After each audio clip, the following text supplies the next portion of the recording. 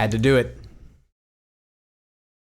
Hey everyone, my name is Dan Shimolinski. People like to call me Chimy, and you can too. I am a bassist, sound designer, and composer living in Los Angeles, and today we are back in my studio checking out another library, and I can hardly contain my excitement for this one. Because if I were to summarize my career, my musical passions into three main headings, it would be bass, synthesizers, and film scoring. So you can imagine my joy, my sheer excitement when the title of this library hit my to-do list, because this is analog film bass. This library contains a massive amount of sounds, both in quantity and variety, all perfectly tailored to fit the low end of your score. Synth bass can be clean, it can be deep and dubby, it can be gritty, it can be super modulated. There's so many utilities, and this library just nails absolutely every aspect. As always, we're gonna take a look at the parts that you get with analog film bass, head over to the program section, and then make something from scratch. So let's dive in. I made a joke in one of my older videos that we need to really start a scoreboard for the amount of parts to see which library is the reigning champion in terms of how many parts you get, because this would probably make the top 5. There are over 100 parts in analog film bass. I think almost 110. And as a guy who has gone through every single one of these, they are all useful. I mean, all of them. This library was created using a synthesizer which is near and dear to my heart, also near distance-wise because it's right over there, the Moog Matriarch. The Matriarch is an awesome choice for this library, but it really stands out for a couple specific reasons. You have 4 oscillators to choose from. 2 envelopes, stereo filters with all kinds of routing possibilities, and a ton of modulation possibilities through the patch bay. It is one of my favorite modern analog synthesizers on the market, and it's captured beautifully here in just about every utility you can think of. The term synth bass, especially when it comes to film scoring, can really encompass a wide variety of sounds. And the contrast from deep and subby to super bright and grisly is just beautifully captured in this library. So let's get started. Now first, we have about 15 or so parts called clean, and you get a hard version and a soft version of each. My understanding is the soft version is a slightly filtered down version of the hard patch. And these clean parts are just really good bread and butter bass sounds that you can kind of layer, stack, tune, detune as much as you want to your heart's content, and it's gonna sound good.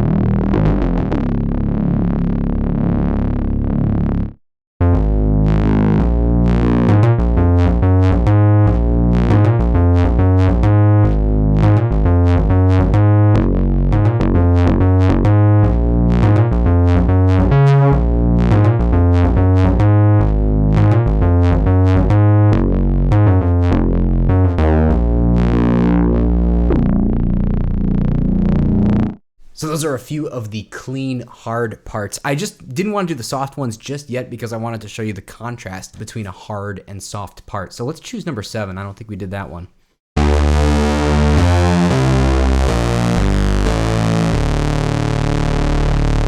So very bright, very grisly. You've got that natural oscillator beating against each other, the waves kind of phasing. But then we go to the soft part, which is a filtered down version of that patch.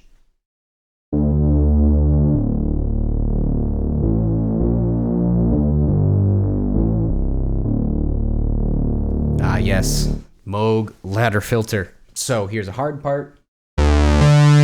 Here's a soft part. Hard. Soft. One thing you'll notice in basically all of these parts is there's a lot of motion and modulation happening here. The joy of analog is in the inconsistencies. It's in that just kind of alive, natural, organic feeling thing. So whether you want that motion to be front and center with a hard part or kind of buried underneath the surface with a soft part, you're covered on all your bases here. No pun intended. Haha. Then we've got a large handful of these drift parts here with hard and soft versions. My understanding of drift is that it's the oscillators very slowly modulating in pitch. It's such an awesome sound to route an LFO to your pitch and just kind of have it slowly waver. It's very ominous, it's very unsettling. And the best way to hear it is actually to stack these. I love stacking the drift parts. So let's choose 4 hard.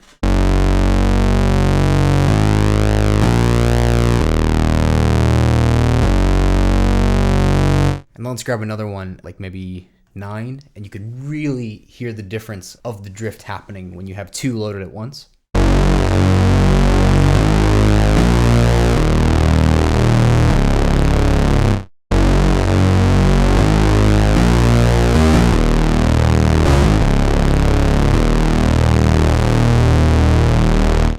Yeah, let's do it again.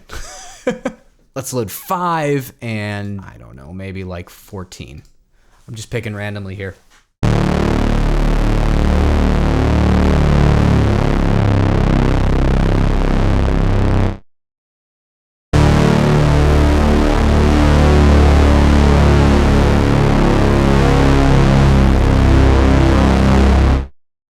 That is awesome. And just for comparison's sake, let's try the soft versions of those same 2 parts.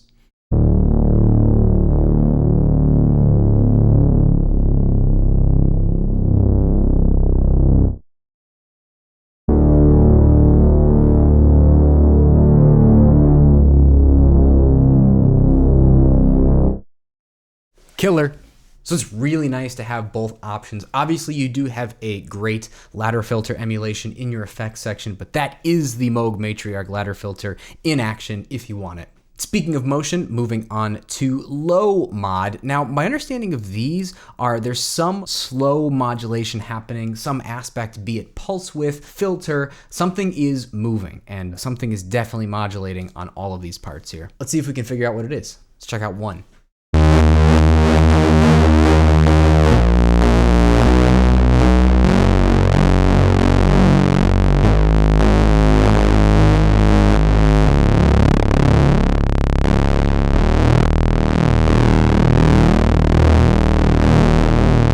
That's either some like really heavy pulse width modulation, or maybe sync was enabled and the pitch was moving around, maybe some FM stuff. There's so many controls in terms of modulation on the Matriarch. It's an endless world of sound design. So I'm really excited that it was captured here. Let's check out mod 2.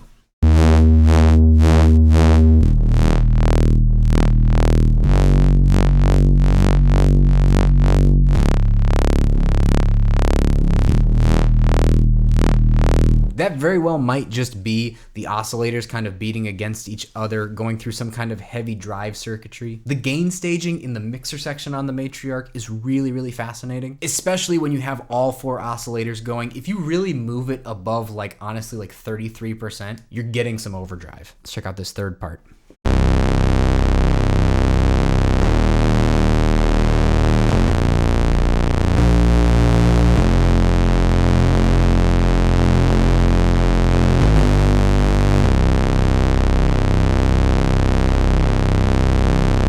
So I hope the budding sound designer in you is hearing all that little motion and thinking, ooh, what can I do with that? Maybe I can morph something into that and treat that motion as kind of an envelope for something else. Or like, what if I stack all of these mod parts one on top of the other and just maybe detune it a little bit from one another and just see what craziness comes out?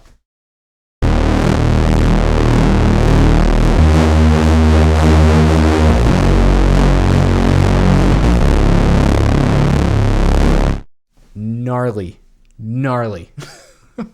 Then to be honest, I'm not really sure what these parts are. They're labeled as oscillators, so that makes me think that there's maybe not a lot of treatment in terms of filtering or resonance. But you do get the specific wave shapes down here, so I'm not really sure. Let's just explore together.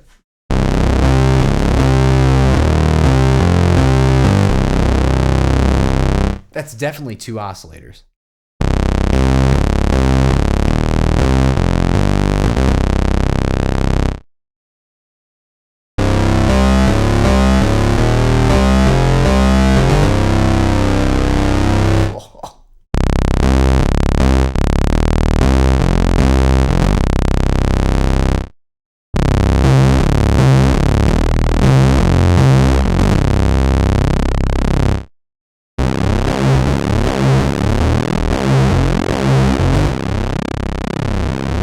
That's gotta be like all 4 probably, right?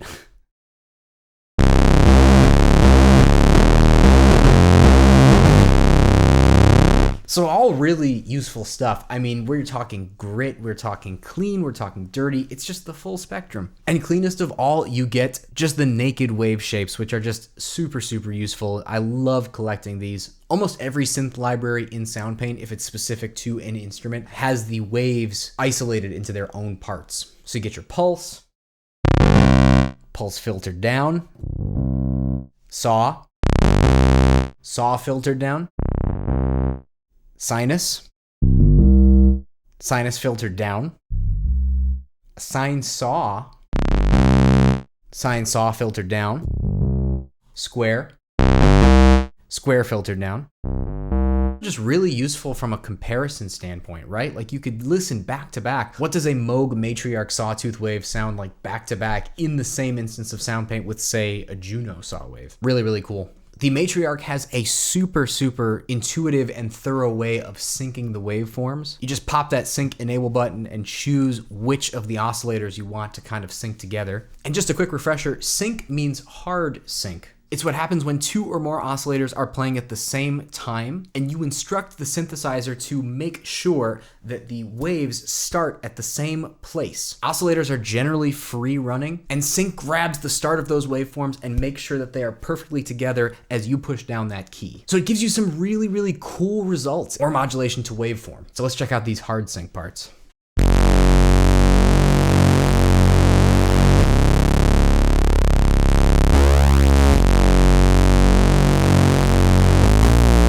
I can already tell you that one's gonna sound super awesome filtered down.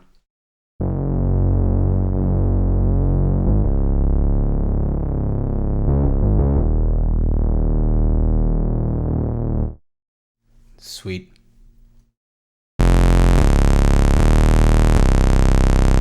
That's kind of the most classic example of sync. There's not modulation happening. It's just what it sounds like, where maybe you have 1 or more oscillators and those wave cycles start exactly at the same spot. You don't get the oscillator beating that you get from free running oscillators. It's a very brutish, strong, grisly sound, very consistent across the sustain. That sounds like maybe the sync is on, but they're modulating the shape of the wave.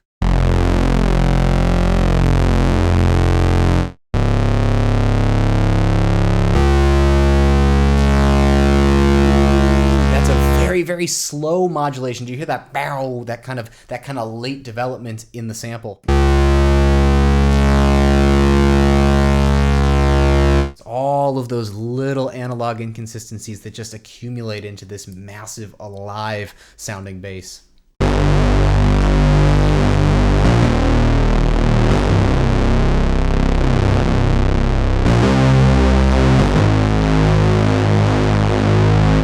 Everything's moving there.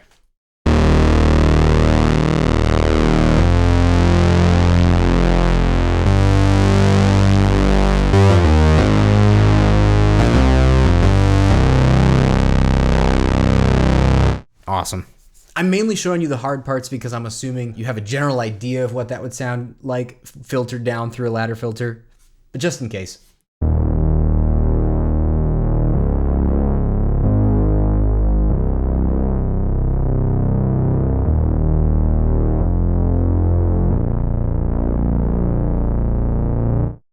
Awesome is the answer to that. And finally, we have our UDS parts, which you know by now stands for ultra deep sampled. These are really cool and super useful. Each velocity from the bottom to the top equates to a different filter position, with the softer velocities being more closed down and the harder velocities being more opened up, which I will show you right now.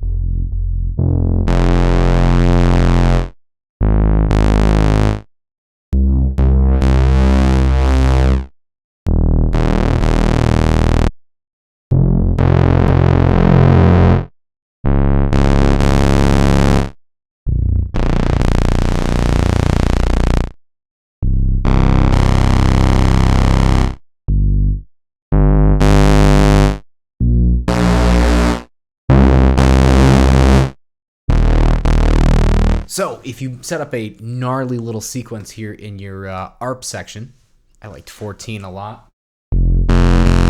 Huge range there.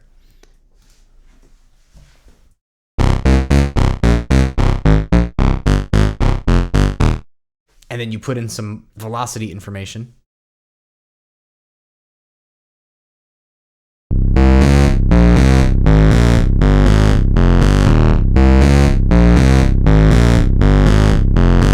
And if you combine that with a ladder filter that maybe you assign to the mod wheel,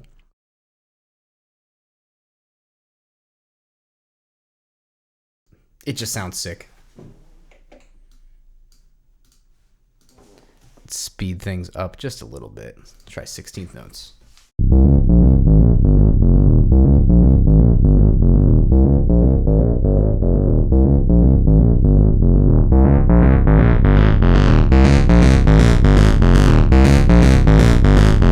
So yeah, it kind of keeps the low notes soft, but makes the higher notes get more grisly. You can do a ton with that.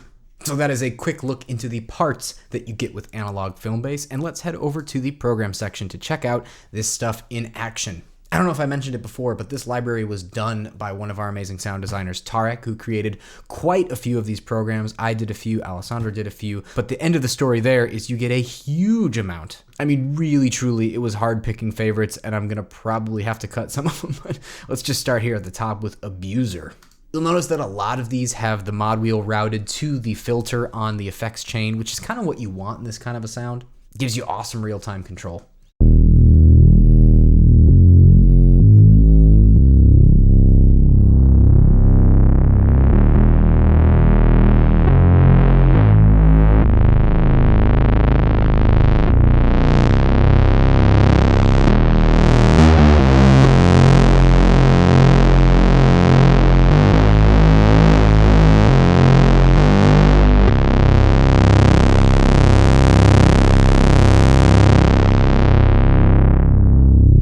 So of course it makes sense that analog distortion would be the best friend of all of this stuff. And it's really nice to hear a sound that uses both the soft and hard version of the same patch. Works really well together. This one's called Audio Quality.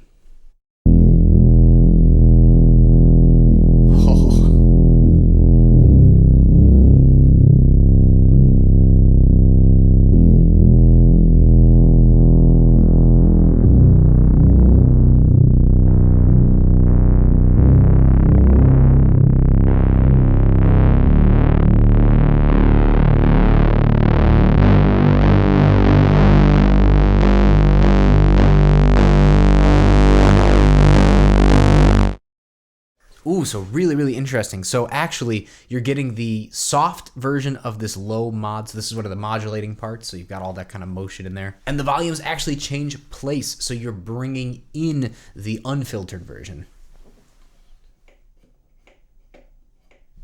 Still leaving a little bit of the soft in there to kind of, you know, fluff up the really bottom end of that. Here's one I did called Big Grow, and I tried to make this kind of a nasally, sort of like very slow modulating kind of sound, and I think it really works.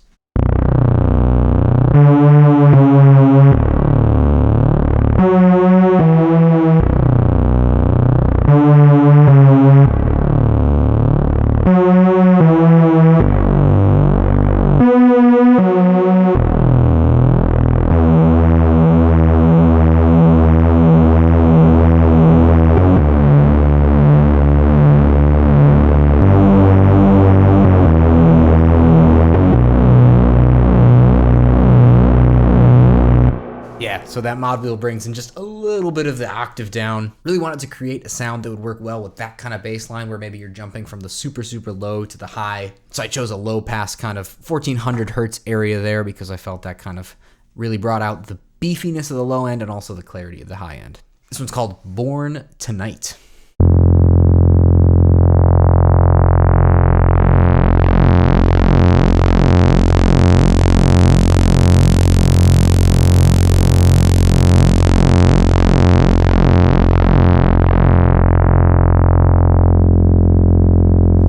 Did you hear that modulation? And that is just coming from one layer being kind of pushed quite a few cents sharper than the first part. So these oscillators will beat together like they would in any synthesizer, just from the nature of playing them at the same time. That's an awesome sound. On that same topic, here's one I did called Clean to Dirty, and basically just tried to give a range from nice and deep and subby to super, super gritty with the mod wheel in one motion. You can check out the matrix here. There's quite a bit going on. We've got the tone of the compressor, the wet dry of the distortion, amount of LFO1, which is routed to the volume of part 1, tone of part 1, low pass filter distortion and cutoff, part 2's micro pitch, so we're getting detuning, the volume of part 2, the micro pitch of part 3, and the stereo image width. So there's a lot happening with the motion of that mod wheel. So it sounds as cool as it looks.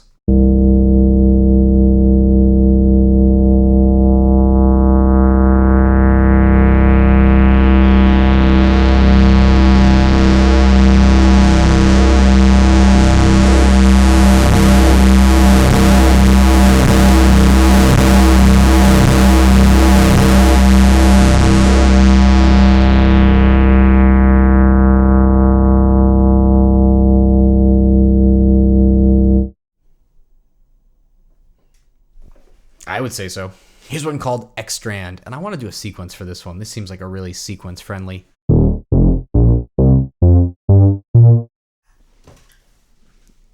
Let's try a 7-note sequence.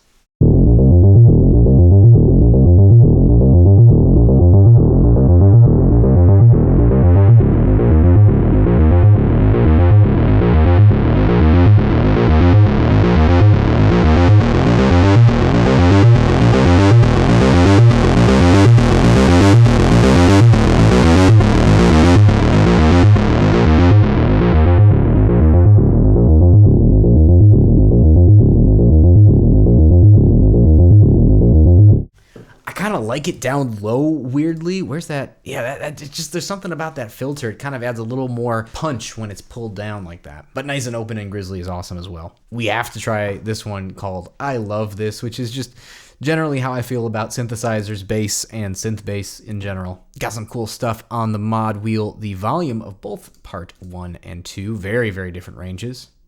Part 2 is almost at 0 starting out. And then of course cut off the trim of the analog distortion and the gain of the compressor. Let's throw the ARP on again.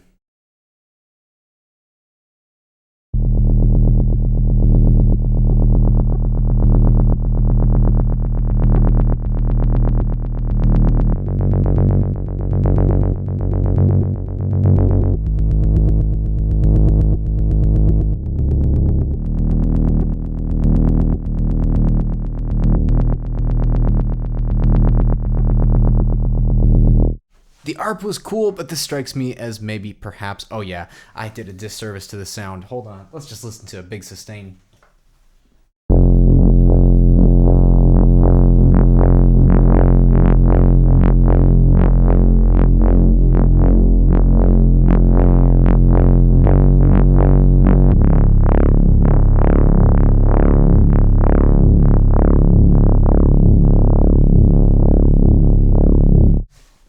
Dang, that is great.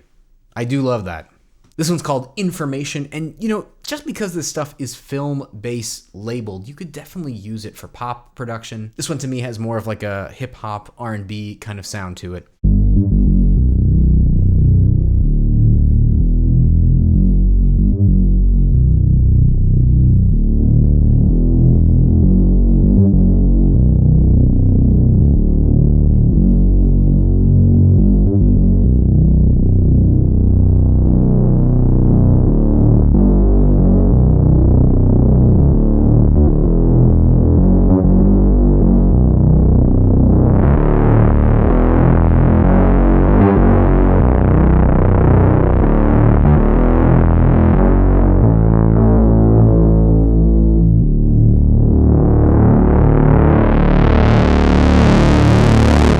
Well, maybe not so much when you open up the filter, but definitely when it's down low. This one is one that I made and is called It's Alive. I'll let you go ahead and read the matrix for yourself, but there's a lot of stuff happening. Tried to work in a lot of motion, so here we go.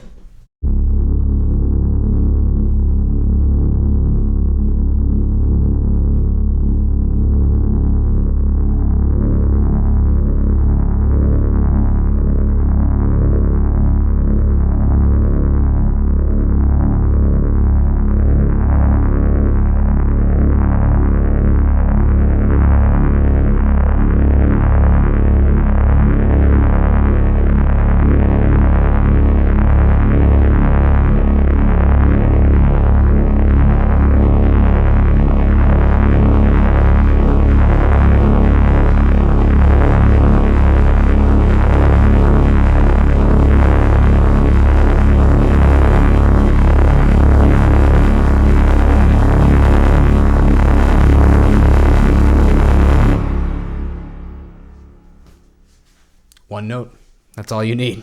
So yeah, a couple things happening there. Really brought in the filter motion there. It's a band reject profile, which I rarely use, but just worked really well. Going into an opening ladder filter, plus I also brought in that third part, which is also bending the micro pitch to give it that kind of like scary, almost like pulling of a string tension.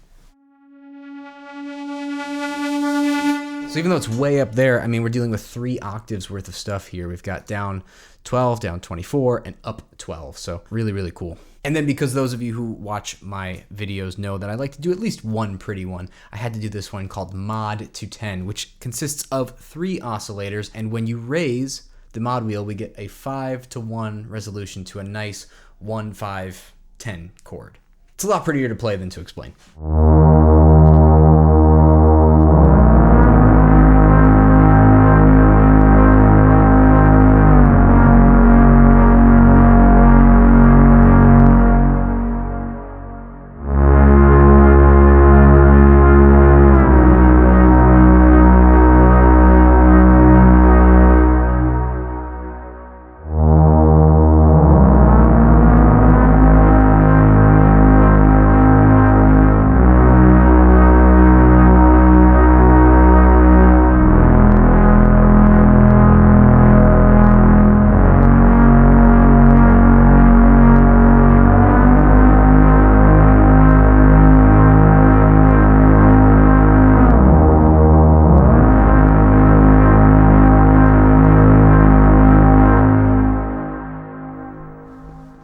I like that one a lot, if you couldn't tell. Then we have a cool series of programs here called Power, which is kind of that like quick driving sequencing synth analog bass thing. I'll show you what I mean.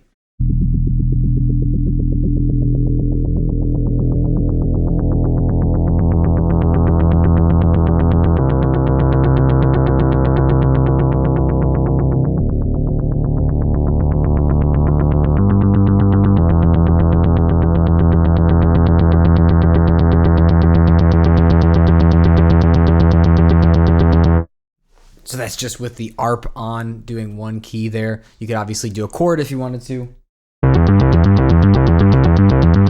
And then 6 pattern programs, which are kind of different intervals, transposable, of course.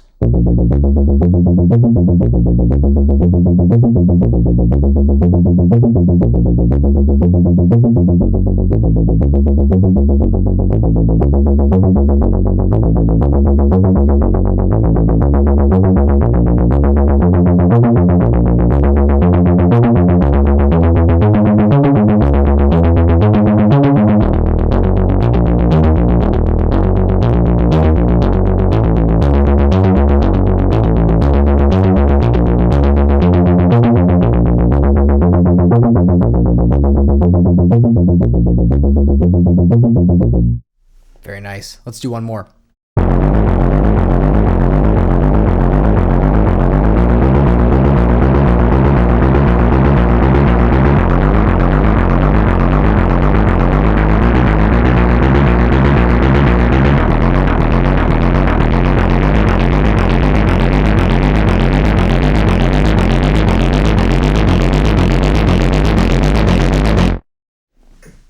Very nice. So yeah, ARPs and sequences, definitely the best friend of all of these parts. It's a really nice simple one. Here's one that I did called Ramper, and this is just basically a very simple, relatively simple program. It's one downward LFO ramp. The amount and the frequency are controlled by the mod wheel, and that LFO is going to the volume of part 1, part 2, and the cutoff of the ladder filter. So as we raise that mod wheel, it's going to get faster and faster.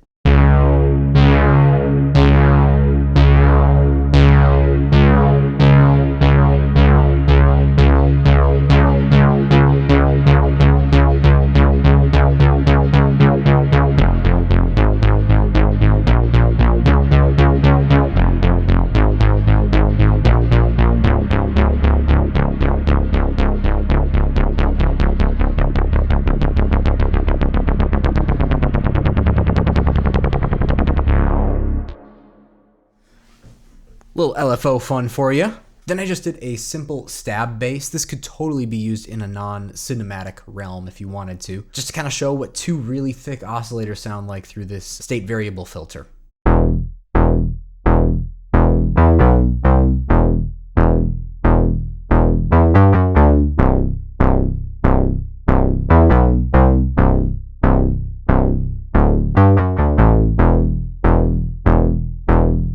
And if you raise the mod wheel, that will also increase the amount of decay and release you have on your note, so it makes it a little bit longer.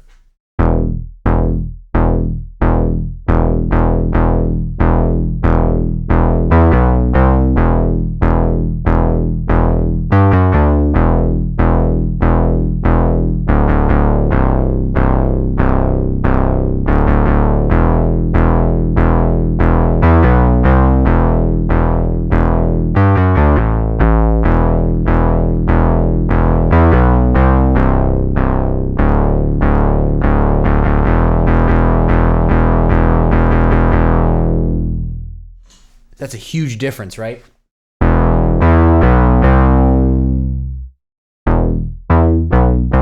Really good dynamic controls. I love assigning the mod wheel to stuff on the envelope, be it with the filter or just with the volume in general. Super useful. And then I'll go ahead and leave you with this one, which, you know, I just feel like playing a C major 7 chord into an arpeggiator. What could that possibly yield? You tell me.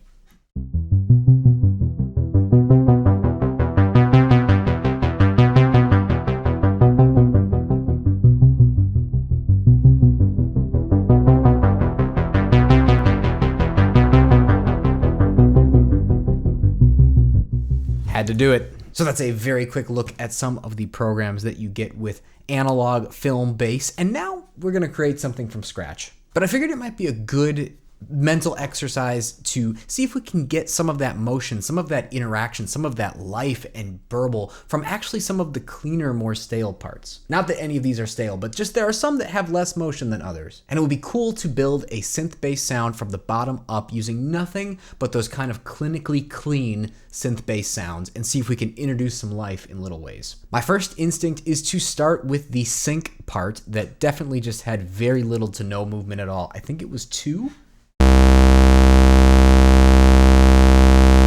To me, that just sounds like a straight ahead sawtooth wave, maybe 2 oscillators synced together, but there is very little motion there.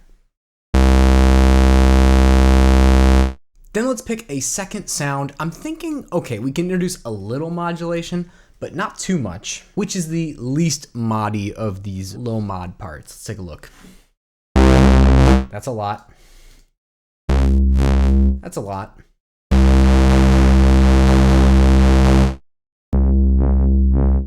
Maybe we just try one of these drift parts.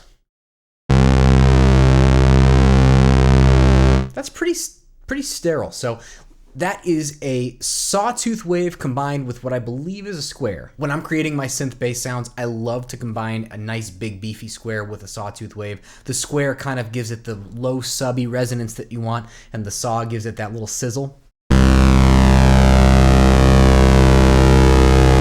Good start. We got to mix in that square wave so that it's not quite overpowering.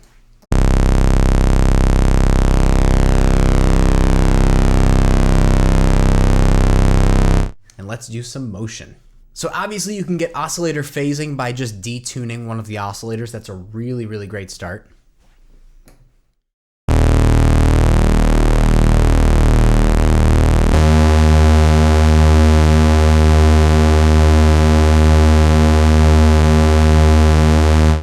think it would be cool to do a very, very, very slow sine wave to the micro pitch so that it's kind of going from that point even a little bit further out, just always moving. So I'm going to right click, go add LFO automation.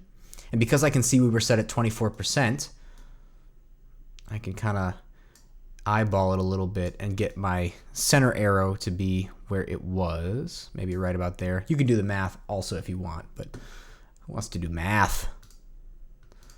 Change our bias to center. And I'm thinking real slow. Let's hear what this sounds like. You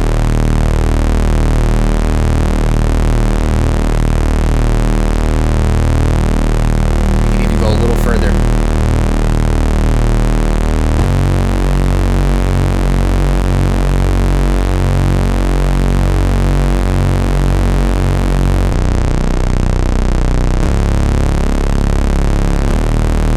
I mean, that's already so good. That's already getting excited. And I want to limit ourselves to just those two oscillators and just see how far we can push this, how far we can go. The next thing I'm going to do is grab that same LFO and control actually the volume of each of my parts.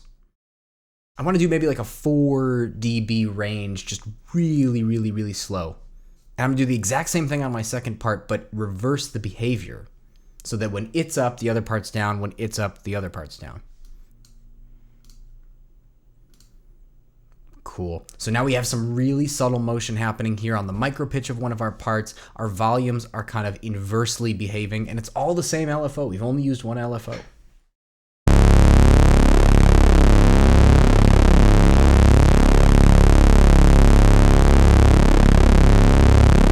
That's killer. The next thing I want to do is just create micro changes in the tone of each part, and we're going to do that with another LFO. So I'm going to right click on my tone control, add LFO. We're going to change it to 2. And I think it'd be really cool if we use the random LFO. Now this is really subtle. I'm not trying to do anything crazy, but I just want to set slightly different ranges and a really slow speed. Now, when we haven't even added a filter on this, we're going to. It's gonna sound really apparent without the filter, but it should keep things moving and alive with the filter.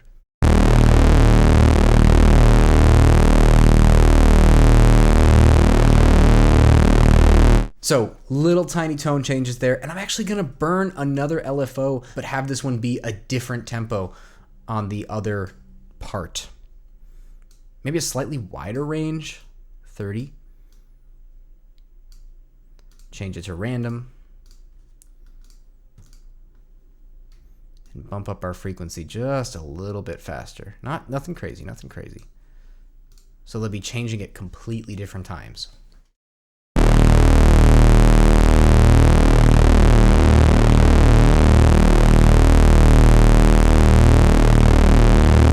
Yeah, that's awesome. So we have two relatively sterile parts here that aren't moving all that much. And now we're slowly goosing the micro pitch, the tone, and the volume of all three. What does that leave?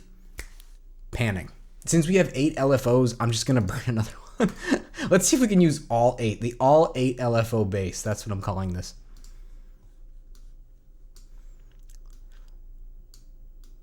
I'm gonna want this phasing maybe, I think for this one we can keep the shape a sine wave and just really make it very subtle here. And I'm only gonna do 15%. I'm gonna do the same thing to the other side, but have it going the opposite direction. So it's almost like breathing, it's expanding.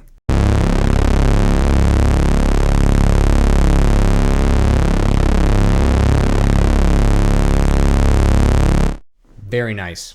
Now let's go ahead and add a distortion. You know I love my analog distortion. Let's find one that's not too crazy, but is just enough that it's gonna add even more sizzle to our two parts that we already have.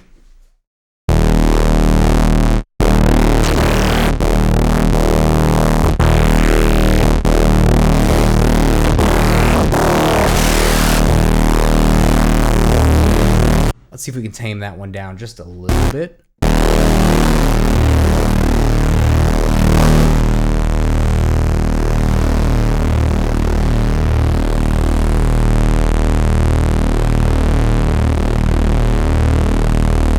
Very nice. Now I'm gonna grab that trim control and I'm actually gonna put another LFO on it. Let's try 5. This one I'm gonna have be pretty quick actually. I don't want it to be too wide of a range, but I definitely want it to be kind of like, I want it to really, almost in the same speed that the oscillators are beating up against each other. I would love to be milking that distortion.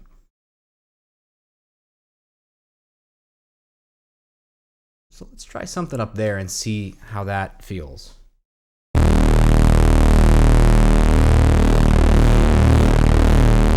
See, it becomes audible right around that point. I'm gonna try and lower it just to the point where we can just feel it.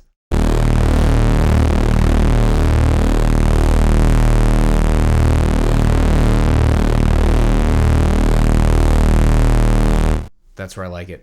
So we have a ton of motion happening already, and it's just, we haven't even put a filter on yet. So we're basically trying to accumulate as many different subtle motions over as many different parameters as possible. That's how you get that under the surface, alive, burbling, organic bass tone. I'm gonna go ahead and add an EQ, and if you know me, you know I like to make my EQs dance a little bit. I'm gonna really just give a preliminary boost to like the 128 range. Gonna give us a little more sub action. And then I'm gonna try and find wherever that super sizzly kind of mid-rangey growl is coming from. The way to do this is just to grab a band, make it super skinny, and then raise it up and move it around and see if you can find a frequency that you like.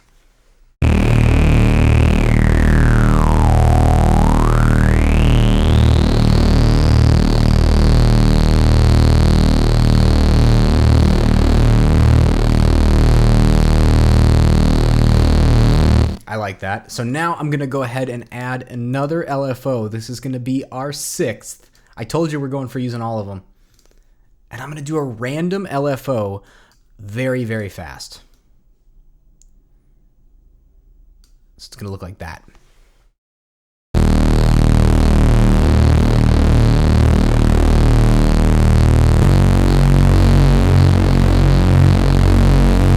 I love it. 2 more LFOs to burn, so let's see, where are we gonna go? I'm thinking about a very, very subtle chorus that just gets introduced just for a split second here to kind of just juice what we have going. That's obviously way too much. And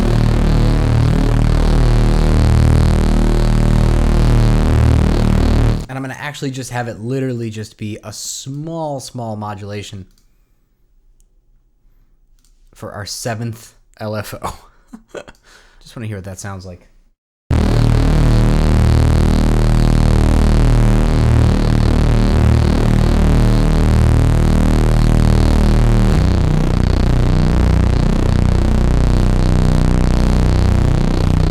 That is definitely adding more character.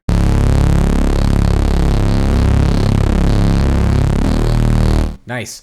And finally, we are going to put a big ol' ladder filter on this whole thing. I love the ladder filter for bass sounds for obvious reasons, especially when you kick in the distortion here on the lower right. But we're gonna assign this bad boy to the mod wheel because we want that control. That's a little too low. Let's bring it up just a touch.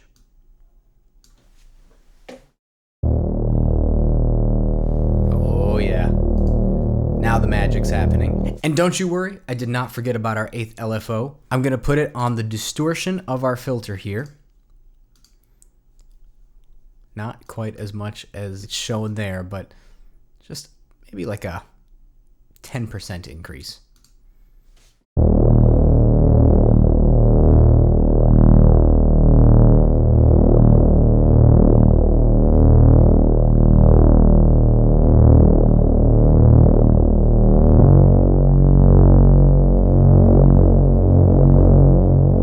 My little tricks that I like to do is I like to have a mod wheel assigned to the resonance but going in the reverse behavior so that when you open the filter, the resonance comes down.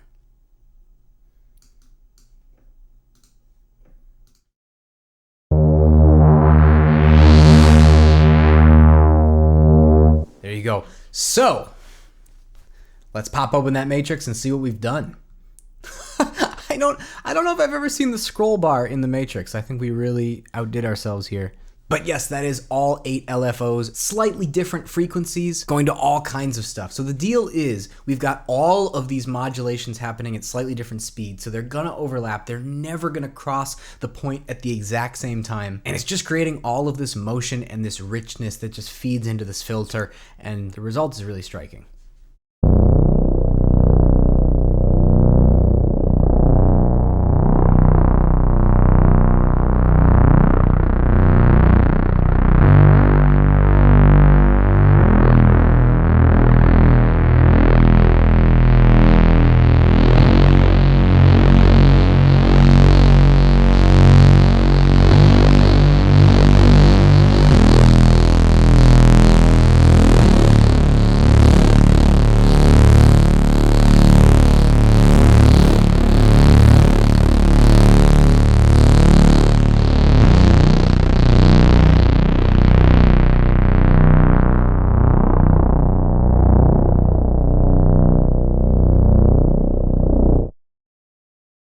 So while it's great to have a bunch of parts with all this modulation and motion and analog goodies baked in, it's also equally as important that you can do this on your own with the more sterile parts. Whether I'm working in Soundpaint or on any of the synths you see behind me, I always love to introduce as much motion and subtle motion as possible to keep things alive. And Analog Film Bass just gave me a great platform to test that out and demonstrate some of the things that I think about when I want things to kind of stay moving. But as I mentioned, there's a million awesome modulating parts within this library, and the range from just deep subby, very sterile, no motion, to just as grisly and moving and modulated as possible, it's huge.